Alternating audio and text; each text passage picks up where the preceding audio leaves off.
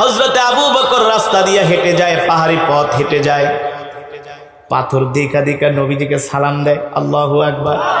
সাইয়েদনা আবু বকর দেখেন পাথর নবীজিকে দেখা সালাম দেয়, আসসালামু আলাইকা ইয়া রাসূলুল্লাহ। গাছ নবীকে দেখা সালাম দেয়। আল্লাহু আকবার। নবীজি হাঁটতে হাঁটতে ক্লান্ত হয়ে গেছে। এ মুসলমান, এ যুবক, তোমাদের নবী, আমাদের নবী যে আমাদেরকে কতটা ভালোবাসে, আমাদের নবী যে আমাদের কতটা ভালোবাসে, এটা আল্লাহর কোরআন, আল্লাহ নিজে সাক্ষী দিয়েছেন। আল্লাহু আকবার। আজকে তুমি মেসির জন্য পাগল, আজকে তুমি নেইমারের জন্য পাগল, আজকে তুমি রোনাল্ডোর জন্য পাগল। আসলে তোমার যার জন্য পাগল হওয়ার কথা ছিল তার কথা তুমি একবারও মনে করলা না। আসলে তো তোমার পাগল হওয়ার কথা ছিল মদিনাওয়ালার জন্যে। ঠিক কি না বলেন? মদিনাওয়ালা আজও পর্যন্ত আমাদের জন্য কান্না করে, নবীজি আজও পর্যন্ত আমাদের জন্য কান্না করে। কেমন কান্না, কেমন কান্না, কেমন কান্না! আল্লাহ নবী আল্লাহকে ডাক দিয়ে বলে, আল্লাহ, আমার উম্মতকে ছাড়া আমি তোমার জান্নাতে যাব না। আল্লাহু আকবার। এমন দরদি নবী, এমন মায়ার নবী, ভালোবাসার নবী, আল্লাহর পয়গম্বর ডাক দিয়ে বলেন, আল্লাহ, হাসরের ময়দানে আমি আমার একটা উম্মত ছাড়াও তোমার জান্নাতে প্রবেশ করব না। আল্লাহু আকবার। আল্লাহ ডাক দিয়া বলে, হাবিব, আপনার যারা উম্মত হবে, আপনি যাদেরকে পছন্দ করবেন, আমি আল্লাহ তাদেরকে নিয়ে আপনাকে জান্নাতে যাওয়ার জন্য অনুমতি দিব। আল্লাহু আকবার। সেই দয়ার নবী, মায়ার নবী, রহমাতুল লিল আলামিন নবী আমার কেমন রহমতের ছিল, নবী আমার কেমন বরকতের ছিল মুসলমান, ভালো করে খেয়াল করেন। সাইয়েদনা আবু বকর দেখেন নবীজি হাঁটতে হাঁটতে নবীজি একেবারে দুর্বল হয়ে যাচ্ছে, নবীজি হাঁটতে হাঁটতে দুর্বল হয়ে যাচ্ছে। আবু বকর ডাক দিয়া বলেন, ওগো আল্লাহর নবী, আপনি কিছু মনে না করলে আপনি আমার কাঁধে ওঠেন। আল্লাহু আকবার। সাইয়েদনা আবু বকর ছিলেন নবীজির শ্বশুর। কি ছিলেন? কথা কন। আম্মা জান আয়েশা রাদিয়াল্লাহু তাআলা আনহার বাবা, বয়সে বড়, বয়সে কি, কি সম্পর্ক, কি মধুর সম্পর্ক শ্বশুর আর জামাই। আল্লাহু আকবার। কি মধুর সম্পর্ক দুইজনের মাঝে। সাহাবীরা মাঝে মাঝে জিজ্ঞেস করতো, আবু বকর, কিছু মনে করবেন না, আপনি বড় নাকি নবীজি বড়? আসলে বয়স তো সাইয়েদনা আবু বকর বড়। কেমন নবীজির প্রতি ভালোবাসা। বলে, ভাই, নবীজি তো বড়, কিন্তু আমি একটু নবীজির আগে এসেছি। আর আমরা হইলে কি করতাম, এই বেটা বুঝস, আমি বেটা 10 বছরের বড়, হ্যাঁ তো আমার থেকে কত ছোট আছিল। বুঝেন নাই নবীর প্রতি কেমন ভালোবাসা। আল্লাহু আকবার। জোরে বলেন আল্লাহু আকবার। নবীও কিছু খায় নাই, আবু বকরও কিছু খায় না, দুইজনই ক্লান্ত। কারণ মক্কা থেকে হিজরত করে মদিনায় যাইতেছে, পাহাড়ি পথ বেয়ে বেয়ে। আর এক দিক থেকে কাফেরেরা খুঁজতেছে ধরার জন্য, হ্যাঁ, কাফেরেরা খুঁজতেছে ধরার জন্য, ধরতে পারলেই তো শেষ। একদিক থেকে কাফেররা দৌড়াইতেছে, এই পেরেশানি। দ্বিতীয় দিক থেকে রাস্তাঘাটও ভালো করে চিনে না। তৃতীয় হলো পাহাড়ি আঁকাবাঁকা পথ, বড় বড় বন জঙ্গল পাড়ি দিয়া আর কতক্ষণ পারা যায়। এমন গিরিপথ, এমন চিপা চিপা পথ যেখান দিয়া ঘোরাও যায় না। হেঁটে হেঁটে যাচ্ছেন। সাইয়েদনা আবু বকর বলেন, দেখলাম নবীজি হাঁটতে হাঁটতে একেবারে ক্লান্ত হয়ে গেছে, পরিশ্রান্ত হয়ে গেছে, নবীজির আর পা চলে না। আমি নবীজিকে ডাক দিয়ে বললাম, গো আল্লাহর নবী, আপনি আমার কোলে ওঠেন অথবা কাঁধে ওঠেন। আল্লাহর নবী আমার কোলের মধ্যে উঠলেন, আমি নবীকে নিলাম। আমি যখন নবীকে নিয়ে হেঁটে যাচ্ছি, আমি পাথরের উপর পাড়া দেই, পাথরগুলো তুলার মতো নরম হয়ে যায়। আর জোরে বলেন সুবহানাল্লাহ। যখন আমি নবীকে অনেক দূর কোলে করে নিলাম, আমি ক্লান্ত হয়ে গেলাম, নবীজি বুঝতে পারলেন। এবার নবীজি বলেন, আবু বকর, এবার আপনি আমাকে আপনার কোল থেকে নামায় দেন। সাইয়েদনা আবু বকর বলেন, আমি নবীকে কোল থেকে নামায় দিলাম। এখন নবীজি হাঁটতেছে, আমিও হাঁটতেছি। এখন আমি পাথরের উপর পাড়া দেই, কিন্তু পাথর তুলার মতো নরম হয় না, পাথর পাথরের মতো শক্ত। আবার কিছুক্ষণ হাঁটার পরে আমি পরীক্ষা করব যে আসলে এতক্ষণ আমি নবীকে কোলে নেওয়ার সাথে সাথে পাথর তুলার মতো নরম হয়ে গেছে, এখন কেন নরম হয় না। আবার যখন আমি একটু পরে নবীজিকে আমার কোলের মধ্যে নিলাম, তখন ওই পাথর দেখি নবীজিকে কোলে নেওয়ার সাথে সাথে আবার ওই পাথরগুলো তোলার মতো নরম হয়ে যাচ্ছে। আল্লাহু আকবার। আমার আর বুঝতে বাকি রইল না, এটা আমার বরকতে না, আল্লাহর নবীর বরকতে পাথর পর্যন্ত আমাদের আরামের জন্য তোলার মতো নরম হয়ে গেছে। নবীজি হাঁটতে হাঁটতে ক্লান্ত হয়ে গেছেন। সাইয়েদনা আবু বকরকে বলে, আবু বকর দেখো তো কোথাও বাড়িঘর আছে কিনা, কোথাও বাড়িঘরে যে একটু পানি ঠানি খাই। যেমন আগে তো এমন তারাশে আপনারা আসতেন সিরাজগঞ্জ থেকে, এমন রাস্তা ছিল না অনেক, আরো 10, 15, 20, 30 বছর আগে মানুষ হাইটা হাইটা আসতো, ঠিক না? বাড়িতে যায় পানি চাইতো, মা একটু পানি আসেনি, এক গ্লাস পানি দেন। আবার অনেক মানুষ গাছের নিতে জিরাইতো, একটু রেস্ট করতো, বিশ্রাম নিত, ঠিক না বলেন? ঠিক সাইয়েদনা আবু বকর আর আল্লাহর নবী মক্কা থেকে হিজরত করে মদিনায় যায়।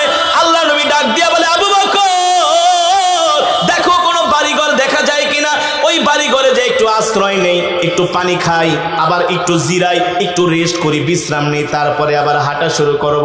সাইয়েদনা আবু বকর তাকায়া অনেক দূরে দেখেন, ওগো আল্লাহর নবী একটা বাড়ি দেখা যায়। সাইয়েদনা আবু বকর বলে, ওগো আইয়ুহান নবী, ওগো নবী, উনজুর উনজুর উনজুর, তাকায় দেখেন ওই যে একটা লোকালয় দেখা যায়, বাড়ি দেখা যায়, মনে হয় ওখানে কোনো ঘর আছে, কোনো বাড়ি আছে। আল্লাহর নবী বললেন, চলো চলো। আবু বকরকে নিয়ে হাঁটতে হাঁটতে দুইজনে আস্তে আস্তে করে ওই বাড়ির মধ্যে পৌঁছালেন। যে দেখেন বাড়ির মধ্যে ছোট্ট একটা ভাঙ্গা একটা কুঠুরি, ছোট্ট একটা ঘর, দরজা লাগানো। সাইয়েদনা আবু বকর যায় দরজার মধ্যে নক করলেন, দরজার মধ্যে নক করলেন আর বললেন, ইফতাহিল বাব, দরজাটা খুলে দাও। ঘর থেকে আওয়াজ আসলো, এ তোমরা কারা, তোমাদের কি পরিচয়? আবু বকর বললেন, আমরা মক্কা থেকে দুইজন লোক আসছি, আমরা মদিনায় যাব, আমরা ক্লান্ত পরিশ্রান্ত, তোমার বাড়িতে একটু বিশ্রাম নেওয়ার জন্য আসছি। ভিতর থেকে আওয়াজ আসে, শোনো শোনো, এই বাড়ির মালিক হলো আবু মাবাদ। নাম কি? এই বাড়ির মালিক হলো আবু মাবাদ, সে তো বাড়িতে নাই। আমার নাম হলো উম্মে মাবাদ, আমি তার স্ত্রী। আমি একা ঘরের মধ্যে কিভাবে দরজা খুলে দিই? তোমরা তো দুইজন পুরুষ আর আমি তো একা মহিলা, কিভাবে দরজা খুলে দেই? আবু বকর বলেন, আপনার দরজা খোলার দরকার নাই, আমরা দুইজন আগন্তুক ব্যক্তি আসছি আপনার বাড়িতে মেহমান হইয়া। যদি ঘরে কোনো খাবার থাকে আমাদের একটু মেহমানদারি করতে পারেন। ওই মহিলা ডাক দিয়া বলে, ভাই রে, আমরা এমন গরিব মানুষ, এত নিঃস্ব মানুষ আমরা, আমাদের ঘরে কোনো খাবার নাই।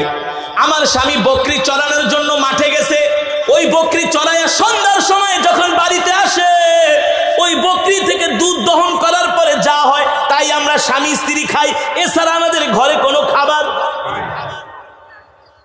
আল্লাহর নবী দেখতেছেন ওই বাড়ির মধ্যে একটা ছোট্ট একটা বকরি বাঁধা, ছোট্ট একটা বকরি বাঁধা। নবীজি বলে, আবু বকর, উম্মে মাবাদের কাছে জিজ্ঞেস করো, এই যে তার ঘরে একটা বকরি বাঁধা আছে, এর থেকে যদি আমরা দুধ দহন করে খাই তার কোনো আফসোস আছে কিনা? আল্লাহু আকবার। কলিজার টুকরা নবী, কতদিন কিছু খায় না,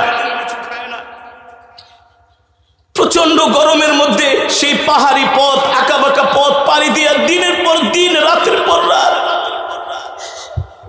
এত কষ্ট করে নবীজি মক্কা থেকে মদিনায় গিয়েছে।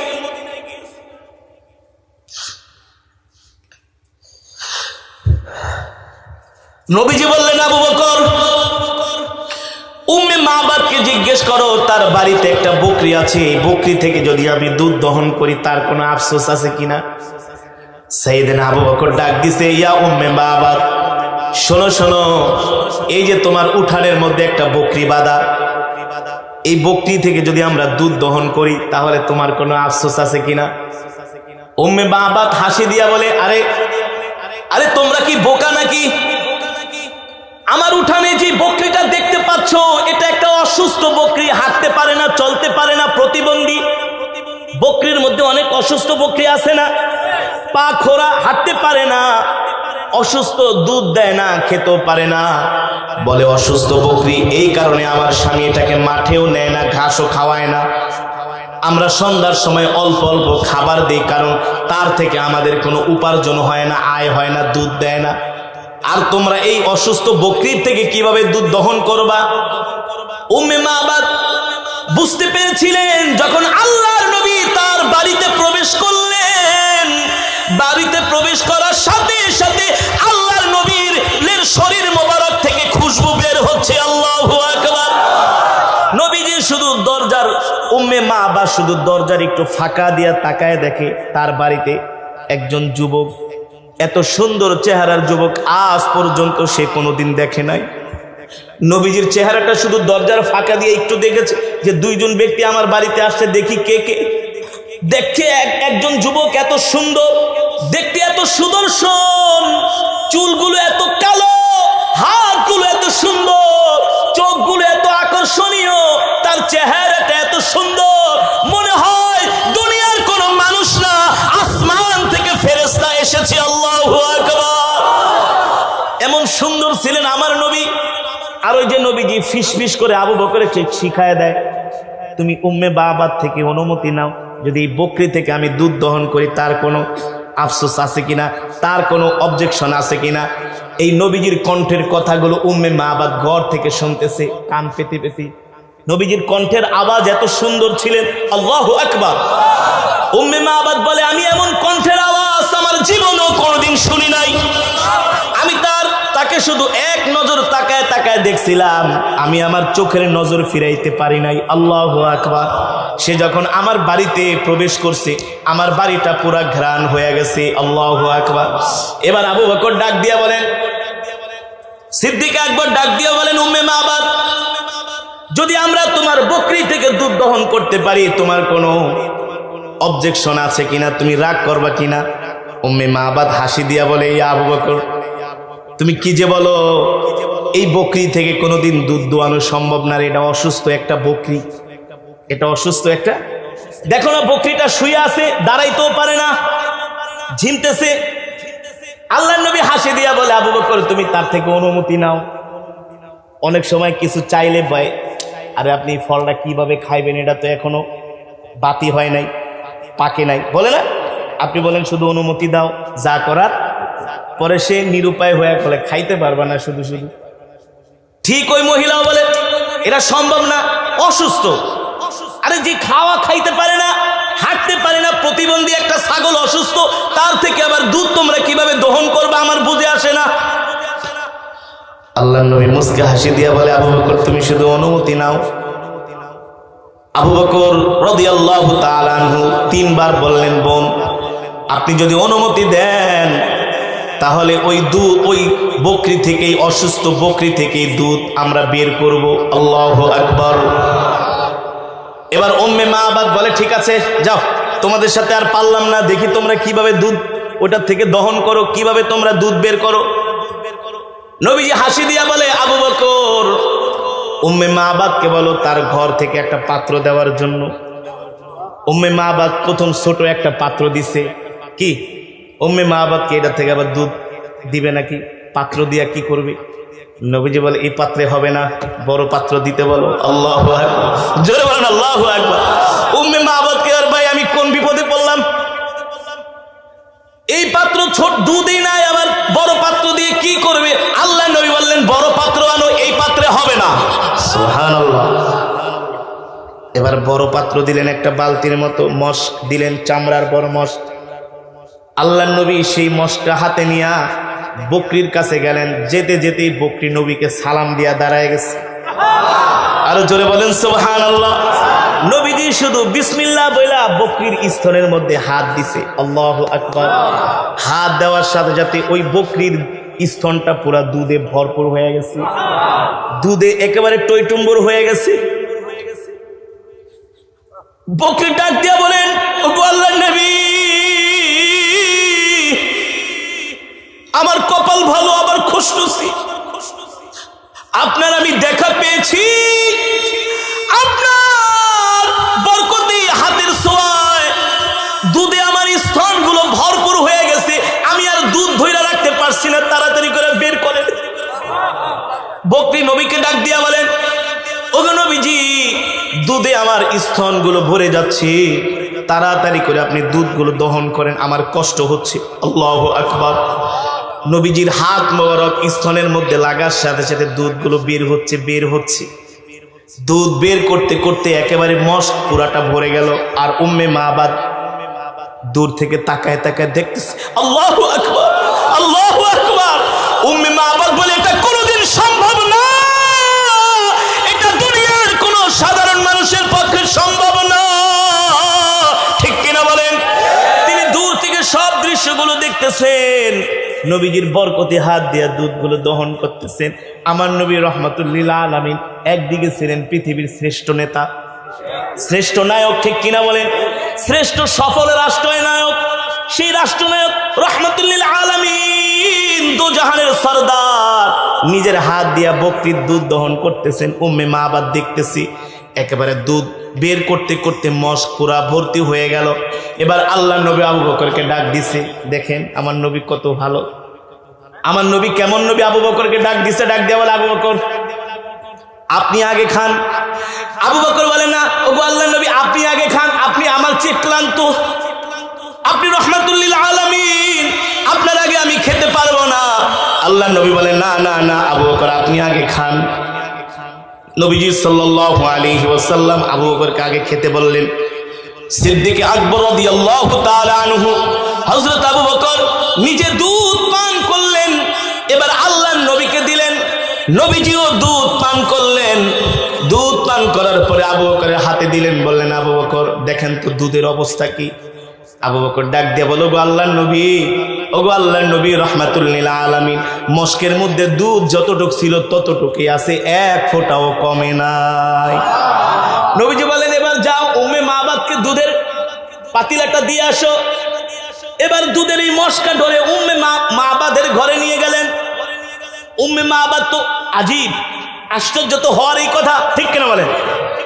উম্মে মাবাদ যখন আবু বকর রাদিয়াল্লাহু তাআলা আনহু দুধের মস্কা উম্মে মাবাদের হাতে দিলেন, আর বললেন, নেন দুধগুলো আপনিও খাবেন, আপনার স্বামীকেও খাওয়াবেন, ঠিক আছে আপনাকে আমরা কষ্ট দিলাম, আমরা এবার চলে যাই আমাদের জায়গায়।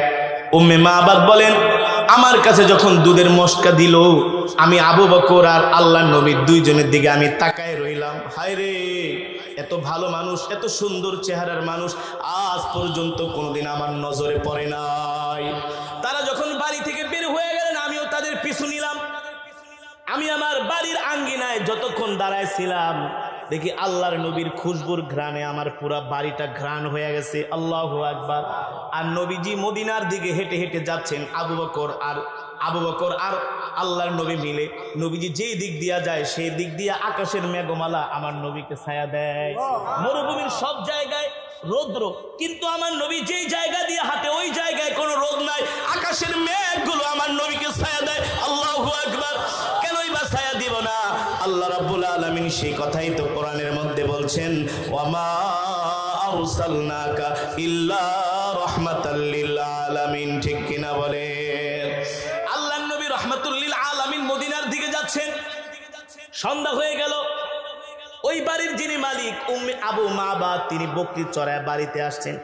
আসার সাথে সাথে দেখেন বাড়ির মধ্যে ঘ্রাণ, নবীজির ঘ্রাণ এখনো আছে। আল্লাহু আকবার। নবীজির শরীর মোবারকের ঘ্রাণ এখনো আছে। আবু মাবাদ কিছুই জানে না, স্ত্রীকে ডাক দে, উম্মে মাবাদ তাও, ইয়া আল্লাহ, উম্মে মাবাদ বাড়ির মধ্যে এত ঘ্রাণ কোত্থেকে আসলো? আমার বাড়িতে তো এমন ঘ্রাণ হওয়ার কথা না। উম্মে মাবাদ তার স্বামীকে ডাক দে, আসেন আসেন ঘরের মধ্যে আসেন, আজকে একটা বড় ঘটনা ঘটে গেছে। আল্লাহু আকবার। কি ঘটনা? কি ঘটনা? আপনি যখন দুপুরবেলা সকালবেলা ঘর থেকে বের হয়েছেন, ঠিক ভর দুপুরে আমাদের বাড়িতে দুইজন মানুষ আসছে মক্কার দিক থেকে। কোন দিক থেকে? মক্কার দিক থেকে। এবার উম্মে মাবাদ বলে, শোনেন শোনেন, একজন যুবককে আমি দেখলাম, তার চেহারাটা আমি দেখলাম, এত সুন্দর তার কেশগুলো, চুলগুলো, এত সুন্দর তার চোখগুলো, আইনুন জামিল, এত সুন্দর চোখওয়ালা, আইনুন ওয়াজি, এত সুন্দর চেহারাওয়ালা, এত সুন্দর সুদর্শন যুবক আজ পর্যন্ত আমি মক্কার জমিনে কোথাও দেখি নাই। আবু মাবাদ বলে, বলো কি? বলে, হ্যাঁ এখানেই শেষ না, এই যে দেখেন আমাদের অসুস্থ বকরি। আবু মাবাদ তাকায় দেখে অসুস্থ বকরিটা হাসতেছে আর খেলতেছে, দৌড়াইতেছে। আল্লাহু আকবার। তার স্তনের মধ্যে দুধে ভরপুর। আবু মাবাদ বলে, স্ত্রী ঘটনা কি? বলে, শোনেন শোনেন, ওই যে যেই যুবকের কথা বললাম, ওই যুবকটা শুধু তার হাতটা বকরির স্তনের সাথে লাগিয়েছেন, সাথে সাথে বকরি দাঁড়ায় গেছে। আল্লাহু আকবার। সুস্থ হয়ে গেছে। বলে, বলো কি? বলে, শুধু এটাই না, ঘরে আসেন, ঘরে আসেন। দেখেন ওই যুবক এই বকরি থেকে 1 মশ দুধ তিনি বের করলেন, দুধ দহন করে তারা দুইজনে খেলেন। একটু দুধও কমে নাই, পুরা মস্ক ভর্তি এই দুধের ইটা আমাদেরকে দিয়ে গেলেন, পাত্রটা আমাদেরকে খেতে বলেছেন।